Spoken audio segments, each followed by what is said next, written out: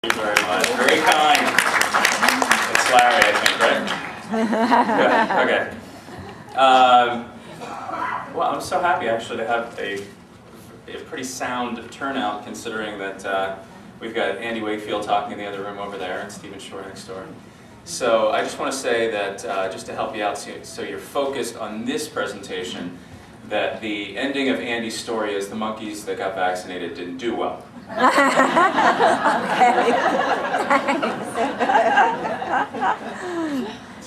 So anyway, my intention today really is to talk about bringing biomedical interventions to the pediatricians. My view on this, there's lots of views. Just like in everything in autism, there are a lot of views, but I'm going to share with you mine. Recently, there was a press release that went out announcing that I'll be taking the executive director role with Generation Rescue. I don't know if you've heard that yet, because that happened when I first got here. So, so that's sort of new news that just happened. Generation Rescue in general was founded by JB and Lisa Hanley back in 2005, and they did it because of their son Jameson. So now let's get into this, I guess, as we talk about how we need to move forward. Science is a huge piece of it, and the only way we're really going to see changes in public policy are really a combination of science and awareness. So some of the things that I rattle off to you, most people don't mention the place to look if you want to go check this stuff out. You just go to what's called PubMed on the internet. So when I talk about the science, as far as my perspective and our perspective, this is where you go. You just go to PubMed and you start typing in things like, you go to Google, find PubMed, P-U-B-M-E-D, and you type in keywords that you want, and then you'll get results, which is, it's just great that an average person can go in there and take a look at science. So if you wanted to take a look at mitochondria and autism, or autism and B6 and magnesium, for example, you can use these types of search words, and you're going to find different types of studies that will come up, or citations, or case reports, anything that's in peer-reviewed, published medical literature. The reality is that the fastest growing genetic condition is 1% per 100 years.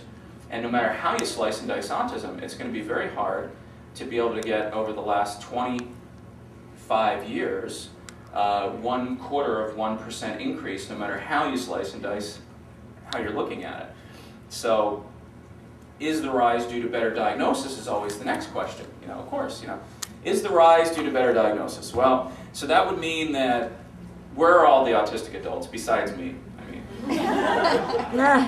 It's Stephen right next door, oddly enough, who diagnosed me. And that would also mean that that all these kids, as we're starting to realize them, are suddenly just coming out of nowhere. It's like autism is coming out of the closet all of a sudden. Oh, autism's here. I'm out. I'm proud.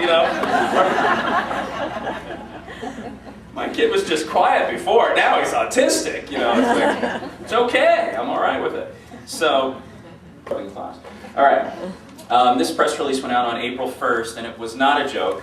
It was not an April Fool's joke, although some speculated in blogs that it was. This was the press release that showed that the American Academy of Pediatrics is intending to work together with the biomedical community, specifically naming Defeat Autism Now and the Autism Research Institute.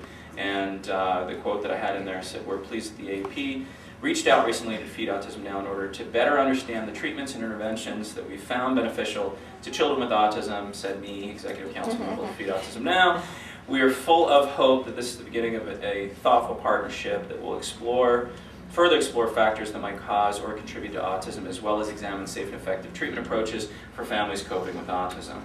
So, and they actually printed that. When I sent that out in the email, I thought, well, we're going to have to take out safe and effective, or something, but no, that's what they printed. And then the president of the AAP wrote, "The Academy is committed to working with researchers and treatment groups like Defeat Autism Now to get closer to finding answers to the multiple causes of autism and determining effective therapies." The words that I think are pretty significant. And then David Taylor, the president-elect, recently after that in an article was quoted as saying, "Medical groups are not," meaning like groups like the AP, "are not opposed to holistic approaches or alternative therapies being touted as beneficial," Taylor said. "Whether it's a healthier diet or vitamins, as long as they've been deemed safe, there should be no problem." And this is big stuff coming out of the American Academy of Pediatrics. So I was really proud of those things. I'm really proud of David Taylor saying those things, especially after that quote came after the Larry King show, which many of us saw, right? How many of you saw the Larry King show with Jenny McCarthy? Well, David Taylor was one of the people that Jenny really went off on.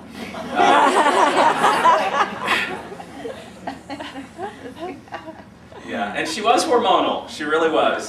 So when she talks about that story, it was true. And I was just as surprised as everybody else, actually, in the green room there. I was like, oh, okay. Standing next to the AP press secretary right there, going, okay, knowing that we were all supposed to have dinner afterwards. Yeah, I realize you're sort of bleeding in some strange places, but come on, let's have a salad. And they were kind enough to go out, and David Taylor, we shared a glass of a few things, and it was actually very productive, and I give him a lot of credit for continuing to move forward. And he's said over and over again that he's committed to evaluating environmental interventions, that he will put his staff on and has committed to. We bring him interventions, and their staff, the American Academy of Pediatrics, will evaluate it and come back with answers for us. And some people look at that and go, oh, that's just, window dressing. Well, it really is a start of a very important discussion, because ultimately, just the fact that they've said that publicly really does put them on the hook. So we have to give them credit for that, in my opinion. The second thing is that when they give us the answers, they will be potentially criticized for those answers. I mean, it actually gives us something to say, what do you mean zinc is a problem? It's like if you say yes to zinc, okay, we win. If they say no to zinc, then we've identified what, more of the real issue, as opposed to no discussion at all and just firing bombs back and forth. So where this eventually goes, I don't know. But the discussion itself and the fact that we're doing it, I think, is extremely productive. So on that line, I'm going to talk about the Autism Toolkit. This is from the American Academy of Pediatrics. They published a toolkit, and it was the first of its type to go out to pediatricians to tell them how to diagnose and potentially treat to somewhat of an extent autism, and also giving them some sort of idea of what autism is, based on their perception, their collection of the medical literature. Now, over time, what we learned was, in our relationship with the AP, how they look at evidence. Now, this is really important, because if I say my kid recovered, and how they recovered, that's actually evidence. If I have a doctor that says that that's true, that's evidence, because of his observation, if that's the case. If there are, and this is different levels, if there are case studies where it's in the published medical literature that my child recovered, and it was accepted in a peer-reviewed journal, that's a certain level of evidence. And then if you have diagnostic studies with some limitations in the study design, that's another level of evidence. And you can see how the level of evidence goes up on the left-hand side. In the center is the preponderance of evidence of benefit or harm. And if it is a preponderance of benefit, for example, then they can create a recommendation based on that. If it's a balance, like, well, there's some harm possible, but there's also some benefit, they add it as what's called an option, because they're trying to say to pediatricians, we don't want to limit what you do, but we just want to caution you. So an option would be, I caution you about this, but I'm not telling you not to do it, because the pediatrician ultimately has the decision to make, and they respect that.